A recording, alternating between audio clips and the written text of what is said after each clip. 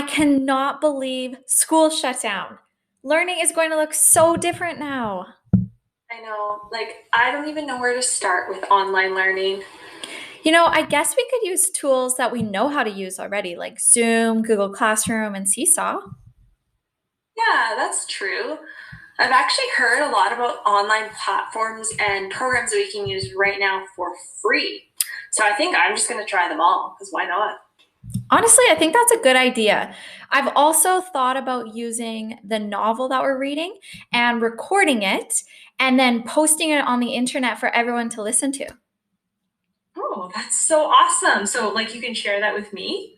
Yeah, I'll post it to YouTube and then you can share it with whoever needs it too. That's great.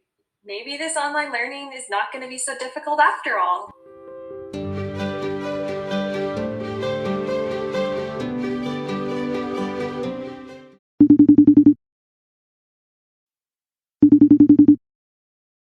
Okay, you will not believe what happened. Someone crashed my Zoom meeting, and apparently they're called Zoom bombers. Oh no, I've heard about that. You have to be so careful with safety and privacy in these online meetings. Speaking of privacy and security, apparently you can't record a whole novel and post it online for everyone. It breaks copyright, I guess. There are just so many little things you need to know with online learning. I know, I've learned a lot. Like, I was having full day meetings with my students, but I learned that we need to balance our synchronous and asynchronous times. I've actually heard that term before, but I don't know the difference between the two. Oh, well, asynchronous is like online and they do it at their own pace, own time. Whereas synchronous is more face to face, like with video conferencing. We meet together. Oh, okay, that makes sense because I've actually had some of my kids not be able to come to the meetings because their siblings have meetings at the same time, which would be synchronous. So I guess that is something we need to consider. Yeah, well, now you know.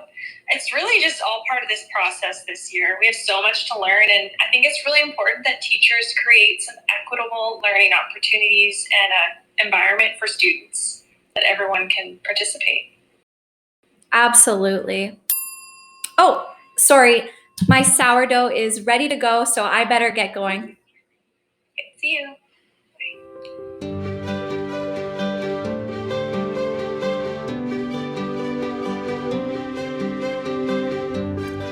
Okay, so first of all, check it out. Found it at the grocery store, so we're back in stock. But anyways, remember how in the spring I was talking about using every single free platform that was sent our way? Well, I read this tweet from Kareem Farah, and as you can see, turns out it's maybe not the best idea.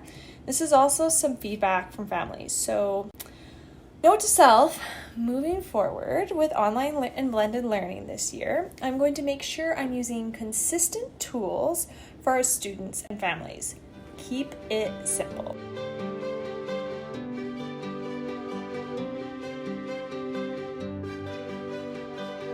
Wow, that was a great first class for EC&I 834. This year, I've learned about the difference between emergency remote teaching and authentic online and blended learning. It's so different than what we experienced last spring. I really like this visual that Alex shared to show the online and blended learning continuum. This image is from the Tony Bates textbook, Teaching in a Digital Age, and it shows the delivery from no tech involved with face-to-face learning to fully online, distance learning with technology. So cool! I'm excited to learn more about it and also build an online course this semester. It's going to be great!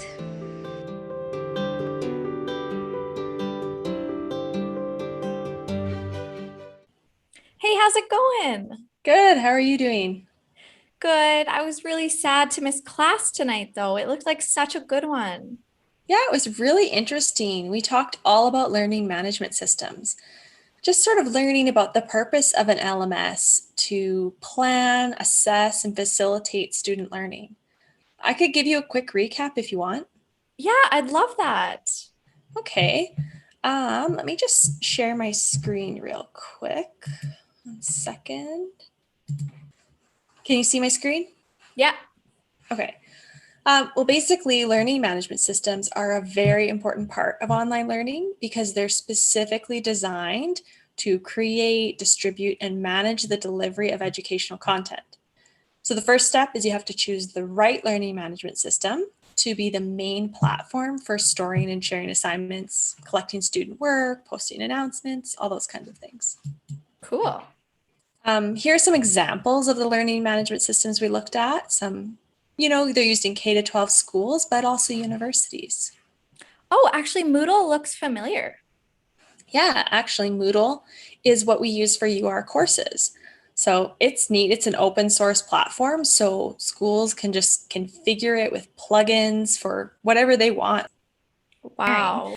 I actually did see that Alex shared an article about learning management systems, but it was one that kind of made me think about it a bit differently.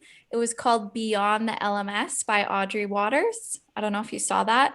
But they say that ed tech must not be about building digital walls around students and content and courses. We have, thanks to the web, an opportunity to build connections, build networks, not walls. So I think it was kind of that important reminder that tells us that we need to go beyond the learning management system and allow kids to connect and learn and engage in different ways as well online. Yeah, that's great.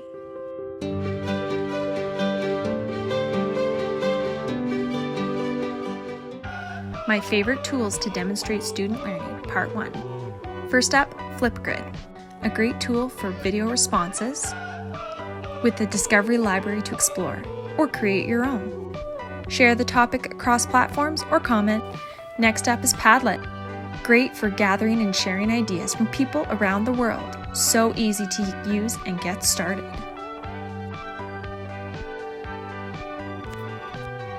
Then we have Animoto, fun, free tool to create and share videos with awesome templates.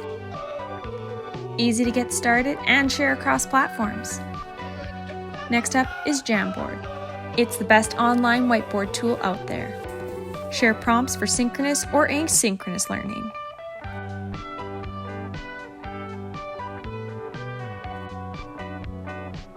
Come back for Part 2.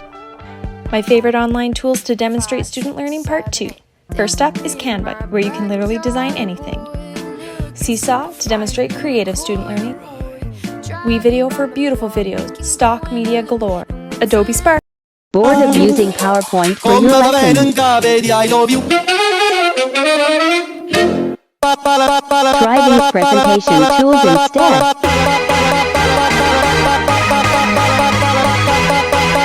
My favorite online tools to enhance learning, Screencast Edition.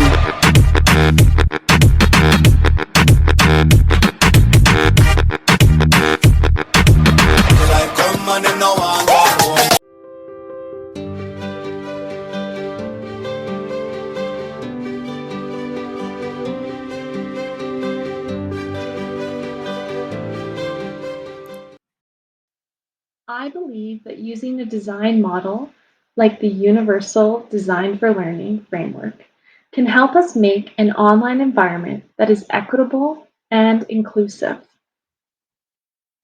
In a Cult of Pedagogy article called If Equity is a Priority, UDL is a Must, it explains that UDL empowers students to self-differentiate their learning and build autonomy and independence.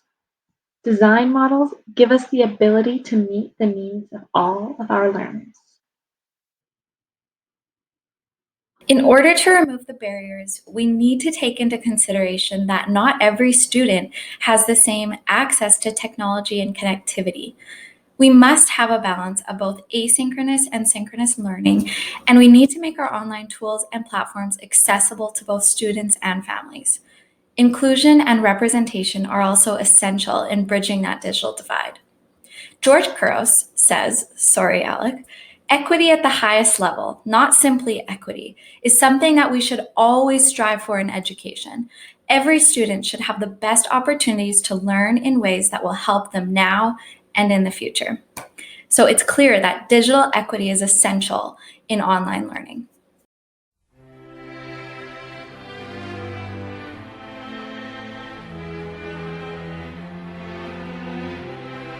This year has given us countless challenges, but also incredible opportunities.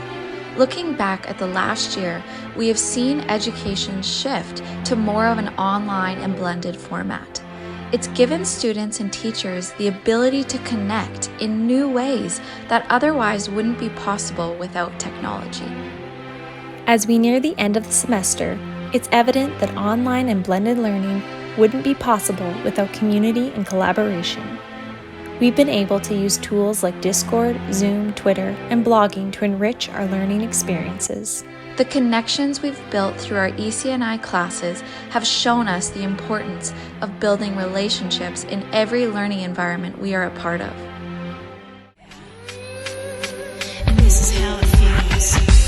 As we go on, we remember all the times we had together.